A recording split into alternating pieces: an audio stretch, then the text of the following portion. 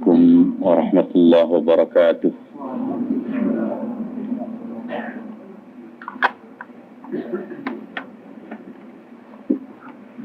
الحمد لله على نعمه الكثيرة المتكاثرة،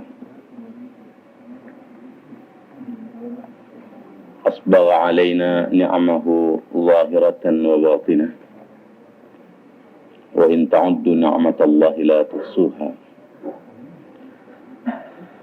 أشهد أن لا إله إلا الله وحده لا شريك له، وأشهد أن محمدا عبده ورسوله.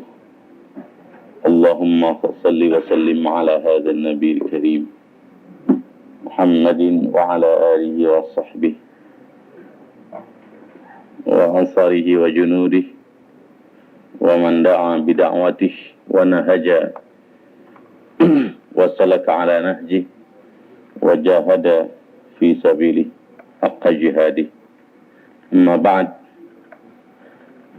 قال الله تعالى في كتابه العزيز: أعوذ بالله السميع العليم من الشيطان الرجيم. وإذ قال ربك للملائكة إني جاعل في الأرض خليفة قالوا أتجعل فيها من يفسد فيها ويسفك الدماء ونحن نسبح بحمدك ونقدس لك قال إني أعلم ما لا تعلمون.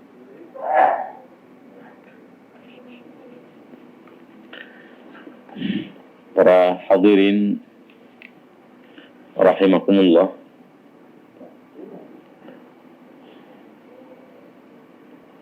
dalam melengkapi persiapan jabatan khalifah kepada Adam, baik Adam sebagai Abul Bashar, bapak manusia, atau keturunannya sebagai pelanjut khalifah fil ardh, yang dalam tafsir yang sangat singkat, tafsir Jalalain yang paling singkat katanya, sampai dimitoskan pegang Quran tuh nggak pakai wudu nggak boleh, kecuali tafsir Jalalain, karena kelebihan huruf tafsirnya satu huruf lebih banyak dari huruf Quran. Atau pakai program Macintosh atau IBM itu ya, kita nggak tahu yang hitungnya. Di sana dikatakan inni ja'ilun fil ardi khalifah, aku akan jadikan khalifah di muka bumi, yakhlufuni fi tanfidhi ahkami, khalifah yang akan menjadi eksekutifku, pelaksana dari ahkami, hukum-hukumku.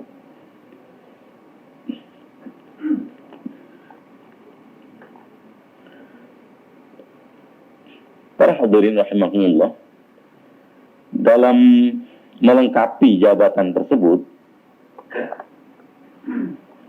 Allah melengkapi beberapa hal pada diri Adam alaihissalam.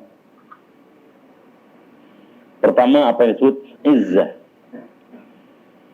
Izzah, kemuliaan, keagungan yang lebih mengarah kepada keperkasaan dan kewibawaan. Ini yang disiratkan dalam kata-kata usjudu. Qulna lil malaikati isjudu li Adam. Iz kepada dalam kata-kata usjudu. Kemudian ada syaraf. Syaraf seperti iz, tapi tekanannya lebih pada semata-mata kemuliaan, keagungan, keluhuran. Ini syaraf baik dalam kehidupan Adam alaihissalam ataupun kehidupan kita sehari-hari, dicerminkan dalam sifat keilmuan. Kalau is karena legitimasi khusus soal asalnya dari tanah, yang malaikat dari cahaya, dan iblis dari api, tidak ada soal. Kalau legitimasi dari Allah dia mulia, mulialah.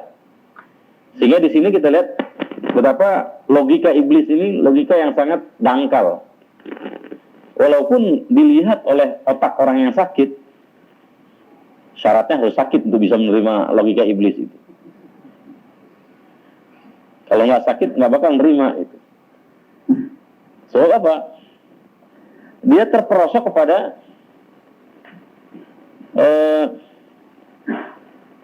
penglihatan zahir, fenomena yang kelihatan. Dia tidak lihat potensi ke depan. Malaikat pun nyaris demikian. Bukan protes. Saya tidak setuju dalam arti malaikat protes, tapi apa yang mereka katakan adalah apa yang mereka tahu. Kalau sudah diberitahu oleh Allah, mereka nggak menentang lagi. Mereka cuma bertanya, ataj'alu fiha ma yufsidu fiha wa yasfikud dima. Terkadang manusia oleh karena kemuliaan ibadahnya, keberhasilan taqarrub ilallah, bisa tergoda juga untuk meragukan potensi kemanusiaan lain yang mampu mengembangkan dunia ini. Seperti malaikat meragukan, mulanya bertanyalah di situ. Yang penting pertanyaan itu ibrahnya buat kita, pengajarannya untuk kita. Malaikat bilang, ataj'alu fiha man yufsidu fiha wa yasfikud dima. Kenapa yang bakal dijadikan pemimpin di bumi itu yang suka merusak dan menumpahkan darah?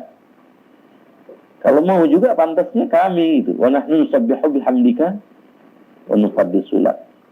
Ternyata dalam konsep Allah, mengembangkan alam semesta tidak cuma dengan modal nusabbihu bihamdika wa nuqaddisu lak. Tidak cukup, subhanallah, subhanallah, subhanallah. Tapi ada kreativitas, ada daya besar yang ada di sana. Allah tidak membantah kata-kata malaikat itu, tapi juga tidak mengatakan iya emang mau apa. Tapi katakan inni a'lamu ma la ta'lamun. Yang kamu tahu itu potensi sampai di sana, tapi aku tahu apa yang kamu tidak tahu. Nah, untuk ini sesudah legitimasi khusus mau asal dari tanah, lalu iblis terjebak, masa kalau malaikat tanya, ya diberitahu, udah selesai, ya. Ini mencerminkan sikap tawaduk seorang ilmuwan muslim atau seorang mukmin pada umumnya.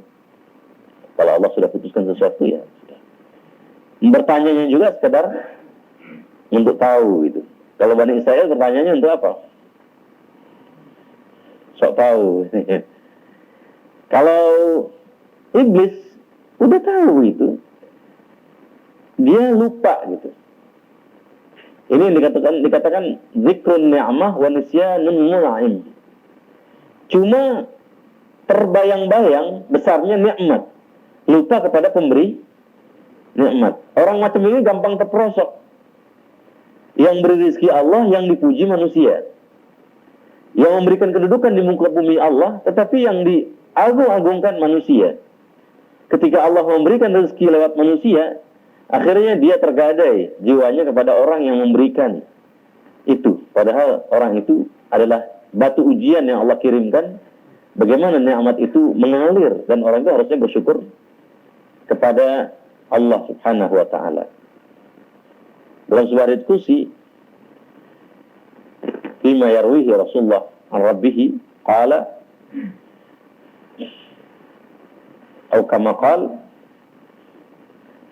Allah mengatakan, urusanku dengan Bani Adam ini fi naba'in azim, dalam kasus besar. Khalaqtu wa yu'abadu ghairi wa razaqtu wa yushkaru siwaya. Ada kasus besar yang menjadi tema kehidupan manusia dari masa ke masa, di mana mereka terbawa-bawa oleh kecenderungan yang tidak benar. Kok khalaqtu wa yu'badu ghairi? Aku yang mencipta, kok yang disembah bukan aku. Yang lain selain aku ditaati, diabdi. Wa razaqtu, aku beri rezeki, wa yushkaru siwaya. Kok yang disyukuri bukan aku, yang lain disyukuri. Nah, iblis ini terjebak. Soal dia dibikin dari api, bisa saja dibikin dari tanah. Allah menghendaki dia dibuat dari api, Adam dari tanah. Tapi kalau Allah menghendaki dia harus tunduk pada Adam, Dia harus lakukan itu. Fasajadu. Kayak malaikat sujud semua. Iblis nggak mau. Dan terang-terangan dia itu tidak punya pembelaan lain karena itu yang diyakininya. Ma mana'aka an tasjuda iz amartuk. Kata Allah, apa sih yang membuat engkau terhalang, nggak mau sujud ketika aku perintahkan kau sujud? Terang-terang iblis mengatakan, ana khairun minhu. Aku lebih bagus dari dia. Aku lebih baik. Khalaqtani min nar wa khalaqtahu min tin. Kau ciptakan aku dari api dan kau ciptakan Adam dari tanah. Jadi iblis dari seluruh kitab Taurat, Injil, apalagi Quran, tidak ada satu riwayat pun, tidak ada kisah dari Allah bahwa iblis itu tidak mau sujud pada Adam karena tauhidnya yang tinggi. Yang punya diri aja nggak pernah bela diri gitu, tapi ada yang rajin belain dia gitu. Kenapa? Iblis itu tauhidnya lebih hebat dari malaikat, kata mereka. Kalau malaikat tuh polos gitu. Ini sindiran kalau ahli syariah yang pada syariah itu nggak kritis gitu. Makanya kalau belajar ilmu Islam jangan ke Timur Tengah lah. Nggak kritis, ngapal doang gitu. Kita harus ke sana, kritis. Yang udah hak juga udah zahir, muhkamat ayatnya didebat juga itu. Bukan kritis, kriting akalnya. Dikatakan, coba bayangkan, iblis itu bukan apa-apa. Dia disuruh sujud nggak mau. Kenapa? Itu makhluk yang disuruh di tempat sujud itu Adam. Dia sudah ketahui bahwa sujud pada selain manusia, selain Allah itu syirik. Maka malaikat itu memelihara apa? Iblis itu memelihara imannya. Jadi tauhidnya lebih tinggi dari malaikat. Kalau soal tauhid dan syirik bukan lebih tinggi, nggak bisa dibandingkan dengan malaikat. Kenapa? Yang satu syirik, yang satu tauhid. Kalimatnya itu salah. Tauhid tauhid iblis lebih hebat dari malaikat. Nggak bisa dibandingkan. Yang satu syirik, yang satu iman. Nggak bisa dikatakan ini lebih afdal imannya. Kalau sama-sama beriman, disebut ini lebih bagus imannya. Kalau sama-sama bertauhid, ini lebih bagus tauhidnya. Sedangkan ini mau sujud pada Adam, dikatakan musyrik. Nggak bisa dikatakan yang tidak bersujud lebih baik gitu. Iblis sendiri nggak pernah bela diri. Dia terang-terang mengatakan ana khairun minhu. Soalnya saya nggak sujud bukan karena syirik. Dan syaitan bisa saja menjawab begitu. Tapi inti permasalahannya bukan itu. Bukan soal nggak bisa menjawab atau apa. Dia terang mengatakan ana khairun minhu. Kesombongan itu. Gengsi, sombong. Kau ciptakan aku dari api. Kau ciptakan dia dari tanah. Padahal untuk persoalan sujud dan tidak sujud itu jangan lihat siapa diri kita, tapi yang nyuruh itu siapa itu. Selesai. Ini legitimasi pertama, usjudu.